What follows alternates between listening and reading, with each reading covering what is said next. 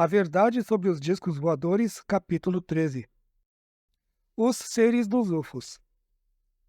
Existem pelo menos 100 milhões de planetas habitados, e muitos deles, os habitantes poderão ser muito superiores a nós. Quando o Dr. Harlow Shapley, antigo diretor do Observatório de Harvard, fez essa declaração, ele deixou espantado a maior parte de seus colegas, assim como o público. Afirmar ou crer em outros mundos habitados já fora atacado como blasfêmia e era ainda evitado pela maioria dos astrônomos. Admitir a crença em seres mais adiantados parecia um grave perigo, porém Shapley tinha uma base sólida. Uma avaliação intensiva desse problema durante 2 anos com o auxílio de outros cientistas. Desde então, a maior parte dos astrônomos famosos tem concordado em que deve haver um grande número de planetas habitados, possivelmente muito mais do que o cálculo mínimo feito por Shapley. O Dr. Otto Struve diz que pode haver 1 bilhão de planetas apenas na nossa galáxia. A maior parte desses cientistas aceita também um segundo cálculo feito pelo Dr. Shapley e seus pesquisadores. Os seres de outros mundos, declarou o Dr. Shapley, seriam logicamente divididos em 3 grupos. O primeiro, devido a um período maior de desenvolvimento, seria muito mais adiantado do que os habitantes da Terra. O segundo grupo seria quase do mesmo nível. Os alienígenas do terceiro grupo ainda não teriam chegado ao nosso grau de civilização. De tudo o que se tem notícia, as provas confirmadas sobre os UFOs indicariam que os mesmos pertencem ao primeiro grupo. As manobras precisas dos UFOs, muitas vezes a altas velocidades, têm sido verificadas pelos pilotos comerciais e militares, operadores espaciais da NASA, operadores de radar e de torre, da FAA e muitos outros observadores responsáveis. Um caso significativo que prova a capacidade técnica dos astronautas alienígenas é o do Golfo do México, parcialmente descrito antes. Na forma em que foi descrito num comunicado oficial da FAA, foram avistados 3 grupos de UFOs pela tripulação de um bombardeiro B-29 durante um voo de treinamento noturno sobre o Golfo. Os 2 primeiros grupos foram vistos por vários membros da tripulação ao cruzarem o céu. Os 3 radares do bombardeiro mostravam que a velocidade do UFO era de 5.240 milhas por hora. O terceiro grupo diminuiu repentinamente a velocidade, ficando na mesma do B-29, e seguindo-o durante 10 segundos. De repente, surgiu no radar uma espaçonave gigante. Percebia-se de imediato que ela era um transporte ou nave-mãe surgindo para um encontro. O UFO por trás do bombardeiro correu na direção do grande aparelho, acelerando para igualar a sua velocidade. Seguido pelos radares do B-29, os objetos menores entraram rapidamente na nave-mãe. Assim que entraram a bordo, o gigantesco transporte acelerou para 9.000 milhas e desapareceu das telas de radar. Os UFOs foram recolhidos a uma velocidade superior a 5.000 milhas por hora. Para controlar essa operação seria preciso precisão absoluta e perfeito controle de tempo. Ela era sem dúvida automática, mas para criar e controlar um equipamento tão intrincado exigiria uma alta inteligência e uma grande habilidade técnica. No comunicado oficial que me foi entregue antes que a CIA cuidasse do assunto, a FAA confirmou todos os detalhes e reconheceu que ela não possuía nenhuma explicação normal para o fato.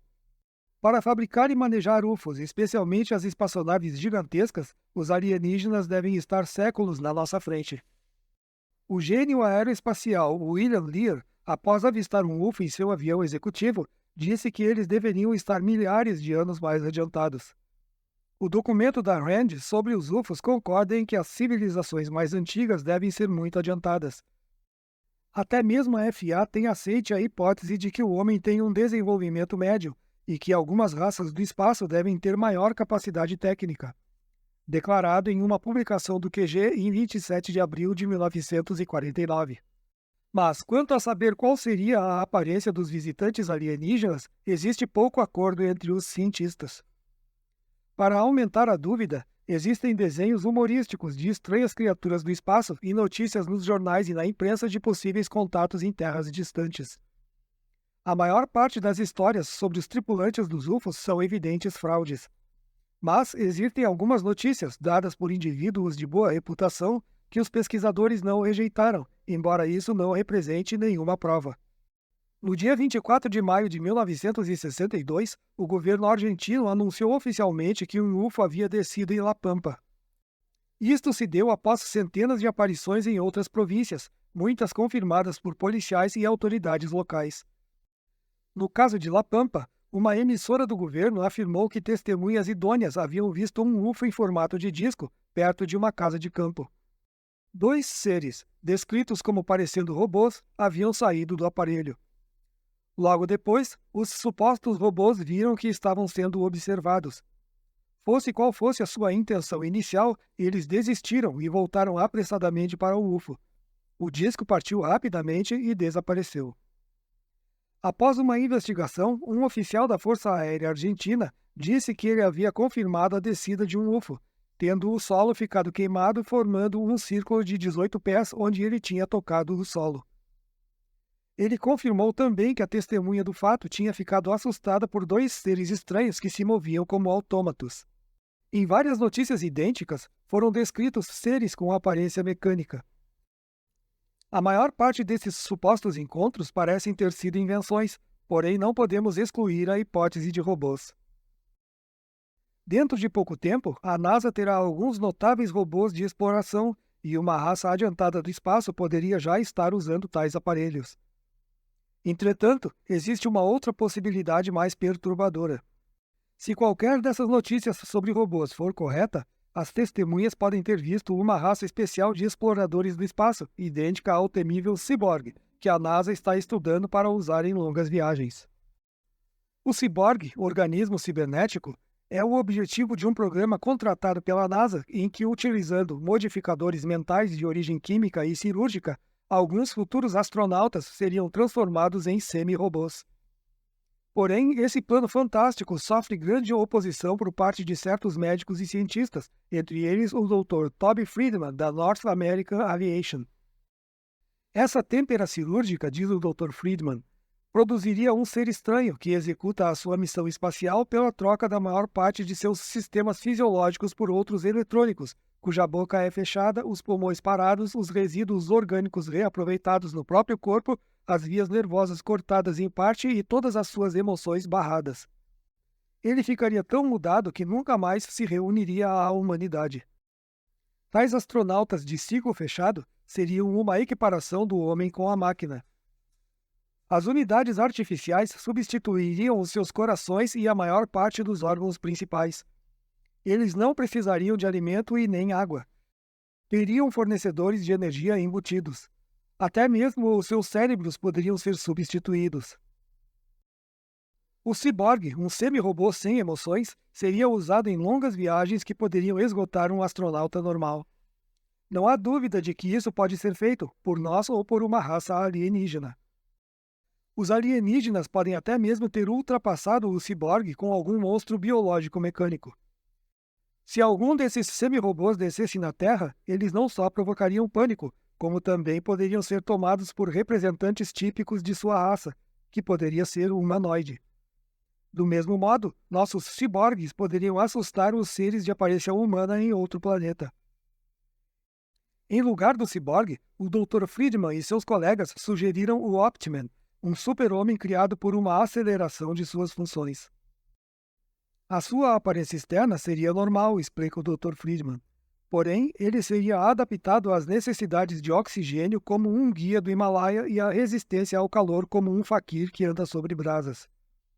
Ele precisaria de menos alimento que um eremita, teria a força de um Sonny Liston e correria 1 milha em 3 minutos, enquanto resolveria problemas numa análise feita por um sensor em sua cabeça. Mas mesmo o Optiman poderia criar uma imagem falsa, embora não assustadora, dos habitantes da Terra. Certas pessoas não veem nenhuma necessidade de ciborgues ou Optiman, devido à crença de que o homem é o máximo em evolução ou que ele foi criado à imagem e semelhança de Deus e representa o maior nível da vida.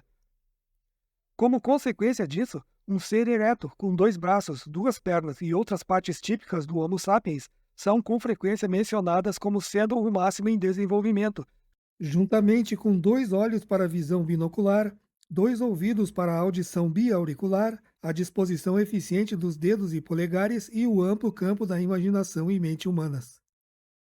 Certas pessoas, inclusive eminentes cientistas, insistem em que os alienígenas nunca poderiam igualar o nosso suposto grau elevado de desenvolvimento. O falecido Dr. Willy Ley, conhecido escritor de assuntos espaciais, deu origem a um caloroso debate, declarando publicamente que os homens do espaço poderão se parecer tanto quanto os nossos vizinhos. Os cientistas rejeitaram quase que unanimemente a possibilidade de que todos os exploradores do espaço seriam iguais aos seres humanos. Desde então, um número crescente deles tem concordado em que não só existem milhões de seres em outros planetas parecidos conosco, mas que também poderemos por acaso encontrar certos membros de algumas raças. Entretanto, outros cientistas que estudaram o problema da vida extraterrestre não acreditam em tais encontros. Uma das autoridades reconhecidas sobre problemas espaciais é o professor Zdeněk Kopal, cidadão americano nascido na Tchecoslováquia.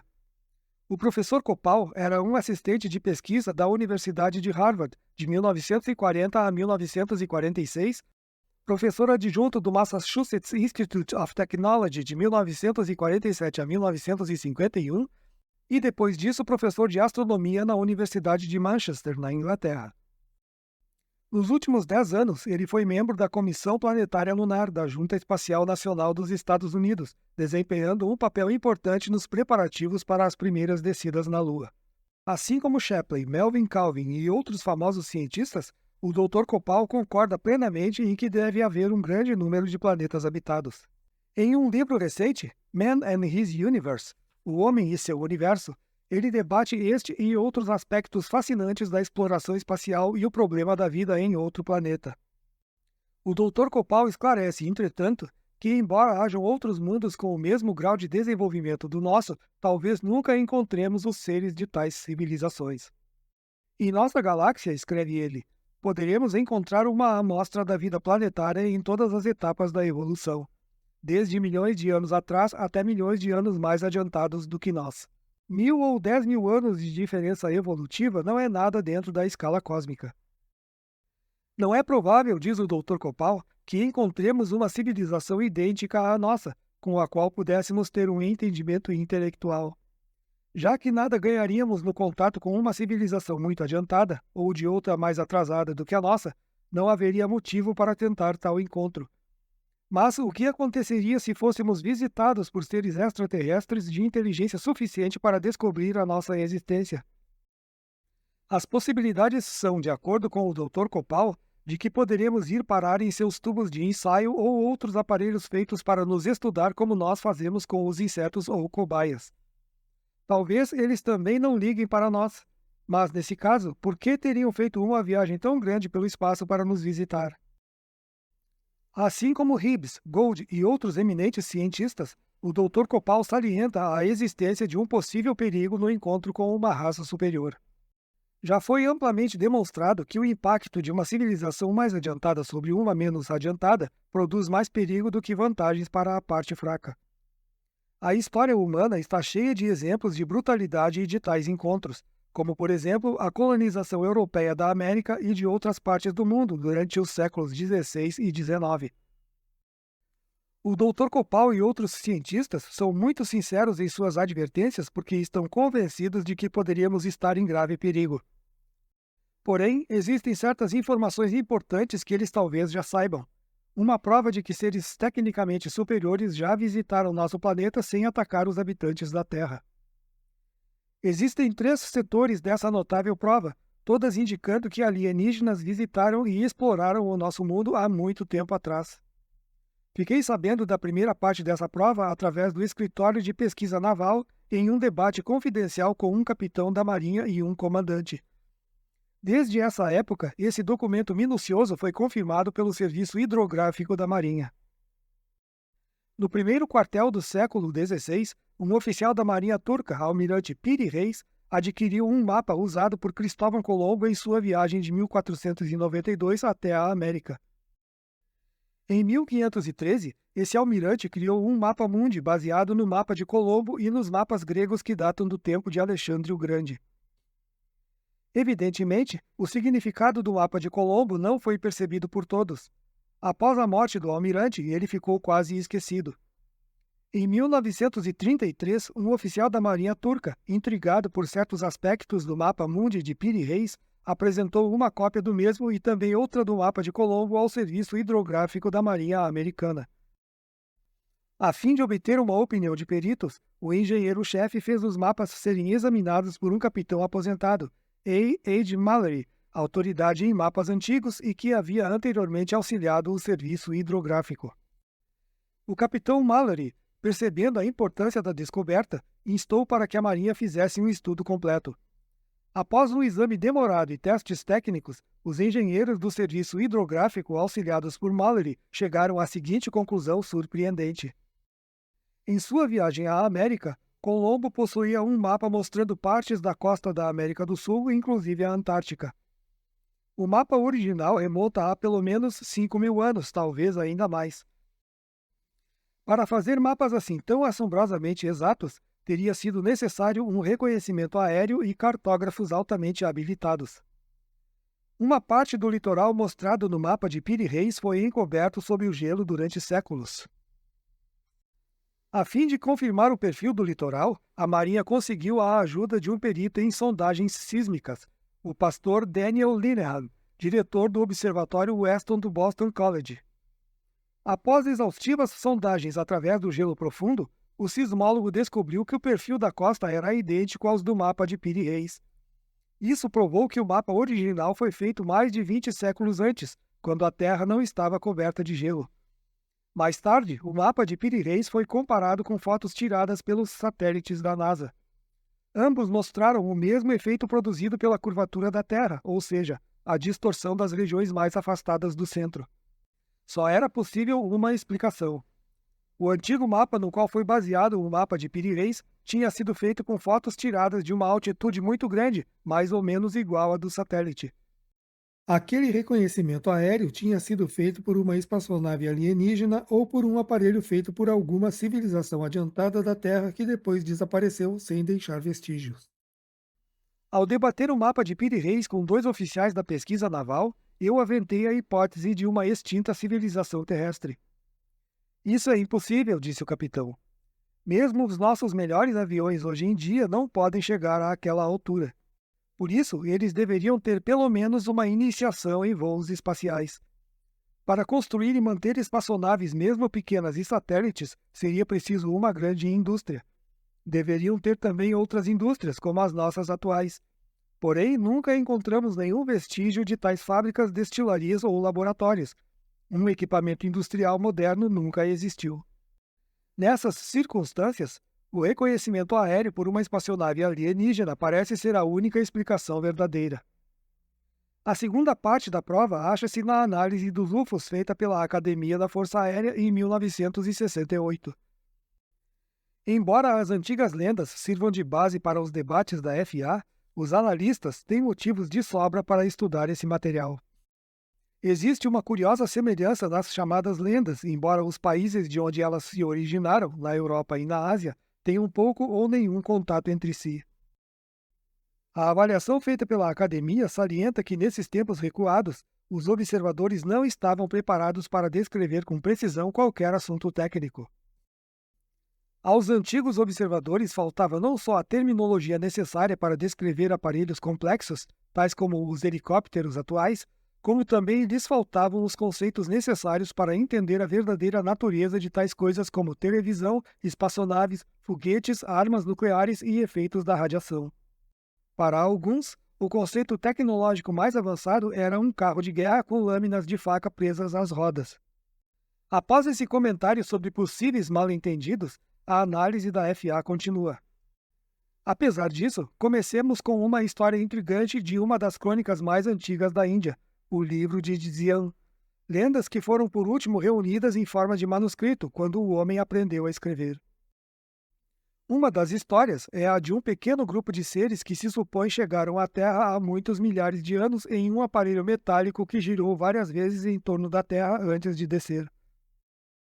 Segundo narra o livro, esses seres sobreviveram e foram reverenciados pelos humanos entre os quais se estabeleceram. Mas, por acaso, surgiram divergências entre os mesmos e eles se dividiram, indo vários homens, mulheres e crianças morar em outra cidade, onde foram prontamente colocados como chefes pelo populacho tomado de pavor. Essa separação não trouxe a paz para essa gente, e por fim o seu ódio atingiu um ponto que fez o chefe dessa cidade tomar para si um pequeno número de guerreiros que subiu ao céu em uma nave de metal brilhante. Quando estavam a muitas léguas de distância da cidade de seus inimigos, lançaram sobre ela um grande raio luminoso, que se formou numa bola de fogo. Todos que estavam na cidade ficaram horrivelmente queimados, e mesmo aqueles que nela não estavam, mas apenas em suas proximidades, ficaram também queimados. Os que olharam para o raio luminoso e para a bola de fogo ficaram cegos para sempre. Os que entraram na cidade a pé ficaram doentes e morreram. Até o pó da cidade ficou envenenado, assim como os rios que por ela passavam. Os homens não ousavam se aproximar da mesma, tendo ela aos poucos ficado em ruínas e esquecida pelos homens.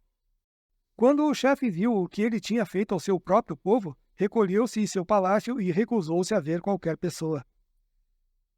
Depois reuniu ao seu redor os guerreiros restantes com suas mulheres e crianças, entraram em seus aparelhos e se afastaram voando. Esses também não voltaram. Teria sido essa lenda realmente uma descrição de uma colonização extraterrestre completa, com mísseis teleguiados, armas nucleares e efeitos de radiação? É difícil avaliar a validez dessa explicação, assim como é difícil explicar por que os gregos, romanos e nórdicos em suas mitologias falam de guerras e conflitos entre seus deuses. Será que cada um desses grupos expressou a sua visão limitada do que realmente foi um conflito total entre colonizadores alienígenas ou visitantes? Vários cientistas, inclusive Thomas Gold e Carl Sagan, acreditam que a Terra foi visitada em tempos remotos. O Dr. Sagan diz que nosso planeta pode ter sido visitado 10.000 vezes no decurso de sua longa existência. Outros zombam dessa hipótese e rejeitam as lendas que consideram como história da carochinha, apesar da estranha semelhança das mesmas em vários países. Mas existe mais do que lendas no relatório da Academia da FA para apoiar a crença dos antigos visitantes do espaço. Esta é a terceira parte da prova, que possui uma base sólida e impossível de desmentir, pois esse relatório prova que provas de um contato ainda mais antigo foram descobertas por Xi Pen Lao, da Universidade de Pequim. Ele descobriu notáveis esculturas em granito em uma montanha da província de Yunnan e em uma ilha do lago Tongqing. Essas esculturas foram feitas há 47.000 anos e mostram pessoas com grandes tóraxes, aparelhos para respirar. Há 8.000 anos foram esculpidas rochas no Planalto de Tassili, no Saara, mostrando seres humanos com estranhas cabeças redondas, capacetes. Em várias partes do mundo existem esculturas semelhantes, bem como lugares planos típicos que, vistos do ar, parecem ser bases de aterrissagem ou de lançamento de aparelhos. Uma delas fica no Vale de Palpa, perto da antiga cidade de Nazca, no Peru, onde existe uma faixa plana com 37 milhas de extensão e com 1 milha de largura. A sua finalidade até hoje não foi explicada. Uma outra possível base espacial é descrita no jornal conservador Star de Washington, após uma recente descoberta na Ásia, quando um arqueólogo soviético encontrou um desenho da Idade da Pedra que sugeria um cosmonauta. Esse desenho, disse o Star, mostra um homem carregando algo que parece ser um capacete pressurizado com uma antena na cabeça e uma espécie de aparelho para voar em suas costas. Os afrescos de Tessalite, perto da fronteira sul da Algéria, mostram exatamente as mesmas características: grandes capacetes, acessórios para voo e antena. Quem eram esses seres? O que estavam eles fazendo com o voo espacial ou até mesmo com seus trajes antes que nossos ancestrais conhecessem a roda? É esclarecedor lembrar que mais ou menos a meio caminho entre esses dois lugares acha-se o ponto do Oriente Médio onde surgiu a mais antiga civilização. Lá também se encontram os zigurates, grandes plataformas com degraus, montanhas feitas pelo homem, que se elevam sobre a planície. Seriam elas plataformas de decolagem? É humilhante pensar que, logo quando nossa história ia começando, a melhor parte da humanidade saiu daqui enquanto pôde e levou consigo seus conhecimentos. A outra hipótese não é melhor do que a primeira. Ou seja, durante todos esses séculos, Criaturas superiores de uma outra parte da galáxia descobriram nosso planeta, exploraram-no em alguns pontos isolados e comunicaram que o local não valia a pena colonizar. Ao norte de Damasco existe uma outra edificação curiosa que poderia ter sido usada para operações de espaçonaves. Ela é chamada o Terraço de Baalbek, sendo construída de grandes blocos de pedra, alguns com mais de 60 pés de comprimento, pesando 2.000 toneladas cada um. Não existe explicação para o modo como foram construídas. Além dos pontos que sugerem bases espaciais, existem enormes estruturas no Egito e outros países que também não podem ser explicadas. Algumas, como a Grande Pirâmide, são feitas de pedras muito grandes que foram extraídas longe de onde estão, foram trabalhadas e depois transportadas de alguma forma para os locais das construções. Em alguns casos, elas foram elevadas a grandes alturas e colocadas precisamente em seus lugares, tudo por meio de trabalho manual, de acordo com alguns arqueólogos. Por exemplo, a Grande Pirâmide tem quase 500 pés de altura e, contudo, supõe-se que os pesados blocos de pedra foram puxados em rampas pelos trabalhadores egípcios, sem qualquer auxílio mecânico. Em algumas dessas estranhas estruturas antigas, paredes e terraços, os blocos de pedra são gigantescos, pesando mais de 100 toneladas, e estes também se supõe que foram extraídos e colocados em seus lugares apenas pelo trabalho manual. A explicação dos arqueólogos é incrível. Até mesmo com o moderno equipamento de construção existente atualmente, seria difícil imitar tais construções colossais e as plataformas de pedra. As três partes anteriores da prova deveriam ser consideradas em separado, embora se possam relacionar. O mapa de Piri Reis permanece como uma prova de que a Terra foi vistoriada por uma espaçonave há milhares de anos atrás. O relatório da Academia da FA refere-se a vários pontos importantes, antes de debater possíveis visitantes do espaço. Alguns deles foram apresentados nos capítulos anteriores. Além disso, o relatório contém uma grave advertência para os cientistas que alegam que os UFOs não podem ser espaçonaves, devido às velocidades constatadas e suas manobras que violam nossas leis da física. Não deveríamos negar a possibilidade de controle alienígena dos UFOs baseados em ideias pré-concebidas que não se consideram relacionadas ou importantes para os UFOs. O grifo é da FA. O estudo do livro de Dzian pode ser valioso. Nele se admite que os supostos visitantes do espaço eram de aparência humana. Não há indicação de nenhuma diferença essencial. Os analistas da academia não tentam ligar esses possíveis visitantes do espaço com os alienígenas dos UFOs. Mas, se essa descrição é baseada em uma descida real, então pelo menos uma vez os membros de uma raça humanoide adiantada visitaram nosso planeta. Se isso aconteceu uma vez, poderia acontecer novamente. Não temos meios para saber se os exploradores do espaço, ou alguns deles, tentariam procurar os de sua espécie. Porém, se a lenda do livro de Xian for verdadeira, tal encontro não é totalmente impossível.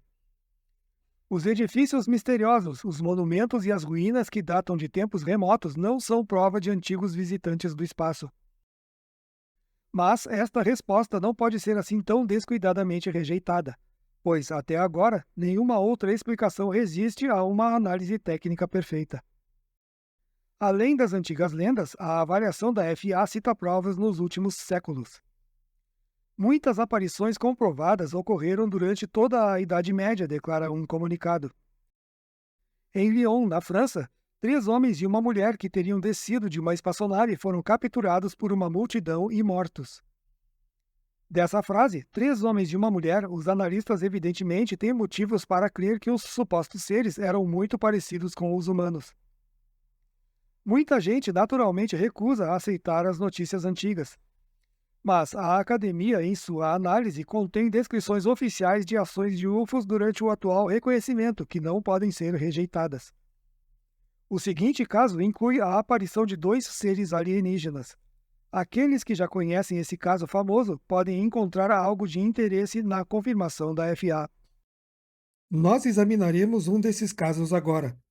Trata-se da aparição de Socorro, no Novo México, vista pelo sargento da polícia Loni Zamora, que estava de serviço no dia 24 de abril de 1964, quando viu um objeto luminoso descer em uma região escavada na periferia da cidade. Ele ouviu também o ruído forte do aparelho que parecia a explosão de um velho depósito de dinamite que havia naquele local. Ele imediatamente se comunicou pelo rádio com o QG da polícia e seguiu com seu carro na direção do depósito. Zamora foi obrigado a parar a cerca de 150 jardas de uma valeta profunda, na qual parecia haver um carro capotado. Ele avisou pelo rádio que estava investigando um possível acidente, depois dirigiu seu carro para uma planície e depois para além da valeta. Ele parou por perto e, depois caminhando a pé até o local, ficou admirado ao ver que não era um carro, mas sim um estranho objeto de formato oval com cerca de 15 pés de comprimento, de cor branca e apoiado sobre pernas metálicas. Ao lado dele, sem notar a sua presença, estavam dois seres humanoides vestidos com macacões prateados. Pareciam estar consertando a parte de baixo do aparelho. Zamora continuava ali parado, surpreso, quando foi de repente percebido pelos dois, que se esconderam atrás do aparelho. Zamora contornou o mesmo e voltou para o seu carro. Ele olhou para o aparelho na hora em que saiu uma chama azul sob o mesmo. Dentro de alguns segundos, esse objeto de formato oval saiu da valeta fazendo um ruído ensurdecedor. O objeto perdeu-se de vista sobre as montanhas próximas quase que imediatamente, e o sargento Zamora moveu-se na direção contrária ao mesmo quase tão depressa, enquanto o sargento Sam Chaves respondia aos chamados anteriores de Zamora. Os dois investigaram a valeta e encontraram os arbustos queimados e ainda fumegantes onde a chama azul os havia atingido. Nessa área queimada havia 4 marcas profundas, onde as pernas de metal haviam estado. Cada marca tinha 3,5 polegadas de profundidade e eram redondas. A areia existente na valeta era muito compacta e por isso não ficaram impressas as pegadas dos humanoides. Uma investigação oficial foi iniciada naquele mesmo dia e todos os dados comprovaram as histórias de Zamora e Chaves. Numa estranha exceção à sua política de negação, o QG da FA admitiu que o sargento Zamora havia observado um veículo não identificado, segundo a sua descrição. Mas essa declaração evitava qualquer referência aos dois humanoides. O reconhecimento oficial foi assinado pelo Major M. Jacks, porta-voz adido ao gabinete da Secretaria da FA. Em outra típica mudança de política, o QG aceitou o comunicado de um cidadão do Kansas chamado William Squires, que avistou um UFO de formato oval pairando próximo ao solo. Segundo essa testemunha, a vegetação se agitava devido ao sistema de propulsão do aparelho. Isso foi verificado depois pela FA. Squires disse que ele podia ver um vulto de aparência humana que projetava uma sombra na parte dianteira do aparelho, pouco antes do UFO partir. Esse caso foi incluído no relatório especial 14 do projeto. Outras testemunhas de boa reputação afirmam ter visto seres humanoides perto dos UFOs pousados ou dentro dos aparelhos voando a baixa altitude. Em um dos casos investigados pelo presidente da ANICAP do Subcomitê de North Dakota, testemunhas em 2 locais diferentes descreveram vultos de aparência humana dentro de um UFO iluminado. Nas aparições noturnas ou nos casos em que os supostos seres não estão muito perto para que se vejam os seus traços, existe sempre a possibilidade de erro, mesmo quando as testemunhas são dignas de crédito. Algumas dessas notícias podem ser verdadeiras, porém as provas não são concludentes. Entretanto, tais notícias não devem ser igualadas ao grande volume de histórias ridículas de contato com tripulantes dos UFOs. O mais famoso dos que afirmam ter entrado em contato com tripulantes foi o falecido George Adamski, que afirmou ter encontrado seres de aparência divina, de cabelos dourados voando em UFOs no deserto, e ter se encontrado com um amigo do espaço em um restaurante, onde o alienígena gostou de hambúrgueres e torta de maçã. Uma mulher em Silver Spring, Maryland, contou no rádio a história de espaçonautas que desciam frequentemente perto de sua casa e ficavam para almoçar. Sid Patrick contou aos jornalistas que teve uma longa palestra com um homem do espaço chamado Ziena, que vestia um traje azul e que falava um inglês perfeito. Em seu planeta, afirmou Ziena, não havia doença, nem polícia, vícios e escolas. Vivemos todos unidos e temos um severo controle de natalidade. Outro desses indivíduos que tiveram contato foi um homem que se chamava Mel Noel. Em suas frequentes viagens a Marte, declarou ele, encontrou muitos de seus 80 milhões de habitantes. Povo agradável com mais de 6 pés de altura, com pele cor de platina e cabelo cor-de-rosa. Segundo ele, fora escolhido para fazer viagens de ida e volta para o Departamento de Estado e autoridades militares que iriam auxiliar a preparar o público americano. Disseram-me que eu estava na lista, mas algo deve ter ocorrido para mudar as coisas. O motivo de eu estar contando algumas dessas histórias é para ajudar o leitor a separar estas histórias estranhas e ver os fatos reais. A maior parte da imprensa, infelizmente, reúne todas as notícias sobre homens do espaço, fazendo com que muita gente rejeite todas as provas sobre os UFOs. Isso não é difícil de entender quando se consideram as seguintes misturas loucas. A notícia de um ser com pele de zebra que mudava de cor como um camaleão. O caso de um alienígena que foi mantido em uma incubadora durante vários anos, enquanto os linguistas lhe ensinavam inglês. A história de um gigante que usava sempre galochas e falava latim. A maior parte dessas tolices é inofensiva, além de desencaminharem o público. Mas algumas delas são potencialmente perigosas, como a história do ser de 12 pés de altura com 6 braços e olhos hipnóticos que paralisava instantaneamente os seres humanos. Na América do Sul, tem havido casos de ataques e tentativas de rapto por anões cabeludos parecidos com ursos. Na ocasião em que surgiram, essas notícias tiveram sérias consequências em alguns elementos da população local. Nos Estados Unidos, durante a década de 1960, houve uma história muito divulgada de um suposto rapto praticado por seres dos UFOs. Foi o famoso caso envolvendo Betty e Barney Hill, um exemplo comovente de como o temor dos UFOs, sob certas circunstâncias, pode descontrolar uma ou várias pessoas. Na busca de possíveis pistas para saber a aparência dos alienígenas dos UFOs, têm sido estudados os pontos de vista de alguns cientistas. Algumas de suas ideias são tão estranhas como as próprias notícias fraudulentas. O Dr. Carl Sagan sugere que poderíamos encontrar uma criatura do espaço com olhos de radar. Um aperfeiçoamento da evolução que lhe permite ver através da atmosfera nevoenta de seu planeta. Outras conjecturas incluem seres com 4 braços ou 4 pernas, ou ambas as coisas. O Dr. Hermann Müller acredita que os órgãos dos seres do espaço e seus membros poderão ser tão diferentes que nos deixarão espantados, ou então os nossos poderão assustá-los. Os alienígenas poderão ficar admirados, diz ele, com a disposição de nossos órgãos sensoriais e outros órgãos.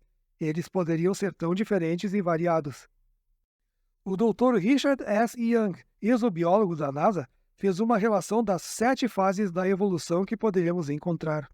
Entre elas estão a vida primitiva, vida inteligente, vida quimicamente diferente da nossa e vida com metabolismos, sistemas de energia e componentes físicos ligeiramente diferentes. Continuando, alguns cientistas acham que poderemos encontrar seres com os quais nunca poderemos nos comunicar, devido a eles usarem apenas a telepatia.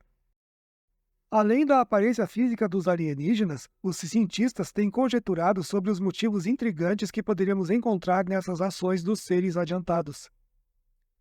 O Dr. Freeman Dyson, do Instituto de Estudos Avançados de Princeton, diz que deveríamos ficar prevenidos contra surpresas desagradáveis.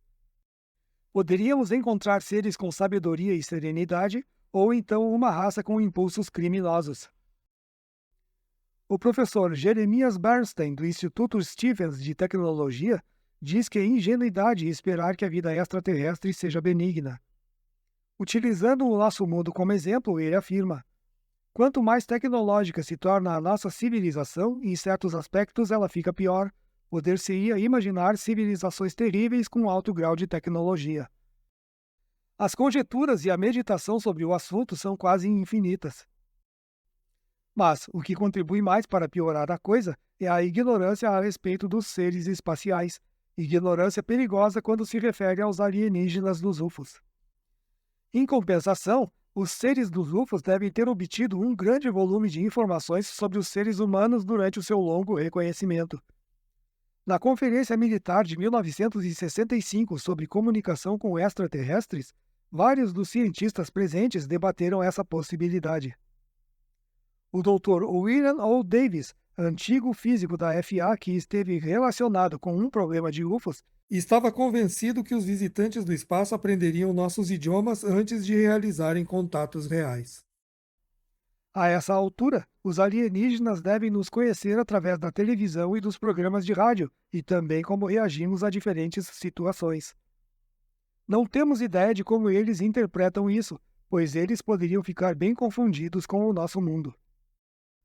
Em 1963, a Junta de Ciência Espacial salientou o grande impacto que o encontro de uma vida extraterrena teria em todos nós. A descoberta de vida em outros planetas terá um efeito enorme e duradouro sobre as pessoas de todas as raças e civilizações, disse a Junta. Ela também salientou que o encontro com outra vida inteligente deveria ser o nosso principal objetivo. Nos últimos anos foi dado apenas um pequeno passo oficial remotamente relacionado com a comunicação com os seres do espaço. Foi ele a tentativa feita pela Marinha para entender os golfinhos, um programa chefiado pelo Dr. John C. Lilly. A Marinha chegou até a colocar um golfinho numa escola para criá-lo em contato com as crianças. Isso não foi uma brincadeira. O projeto é muito sério e o Dr. Lilly já obteve algum êxito. Isso tem especial importância, de acordo com esse cientista. Aprender a se comunicar com os golfinhos poderá nos ajudar nos contatos com os seres espaciais. Mas, mesmo que isso mais tarde prove ser verdadeiro, de nada serve por enquanto. Precisamos de um programa de comunicação em larga escala para aprender os fatos e corrigir nossos erros e enganos graves. Porém, a oposição feita por Hibbs, Gold, Copal e outros reputados cientistas é ainda uma poderosa influência contra tal tentativa. Uma das recentes advertências enérgicas proveio do Dr. Copal em seu livro Man and His Universe. Os riscos envolvidos em um encontro com outra civilização excederiam de longe quaisquer possíveis interesses, deixando de lado as vantagens e podendo tornar-se fatal. Portanto, se ouvirmos tocar aquele telefone do espaço na forma de uma prova visível que não admitia outra explicação, pelo amor de Deus, não respondamos, mas sim façamo-nos o mais distraído possível, a fim de evitar chamar a atenção. Mas já é muito tarde. Seres de um mundo mais adiantado estão já por aqui. É impossível escondermos-nos deles. Há somente um caminho a tomar dentro do bom senso: lançar um cuidadoso e prático programa para que possamos saber tudo sobre os alienígenas dos UFOs e depois tentar nos comunicar e entrar em contato. O plano especial já mencionado, que evita as transmissões de rádio e televisão na primeira fase, tem sido cuidadosamente preparado para suplantar as principais objeções. Até que ele seja aprovado como um projeto oficial, vou chamá-lo por um nome que lhe parece mais adequado: Operação Engodo. No outono de 1968, o plano básico da Operação Engodo já estava bastante adiantado para um debate confidencial com os membros do Congresso que se opunham ao sigilo sobre os UFOs. Entretanto, neste ano crítico de eleições, havia pouca possibilidade dele ser suprimido. A maior parte dos legisladores evitam naturalmente esse assunto controvertido. Parecia mais prudente esperar até que a excitação das eleições passasse e que o novo Congresso se reunisse para então começar a obter o maior apoio possível. Mas, no fim de outubro, a situação mudou de repente, dando a oportunidade de um êxito ainda mais precoce. Por mais de 2 meses, a FA tinha estado preocupada com uma situação que poderia pôr fim ao sigilo sobre os UFOs. Para combater esse perigo em potencial, ela havia elaborado um plano que incluía o Projeto Colorado. Inesperadamente, esse plano da FA falhou. Durante várias semanas ficou em perigo o controle da censura. Se essa história se tivesse tornado conhecida pela imprensa, ela seria publicada em manchetes. Poderia ter anulado o relatório Condon.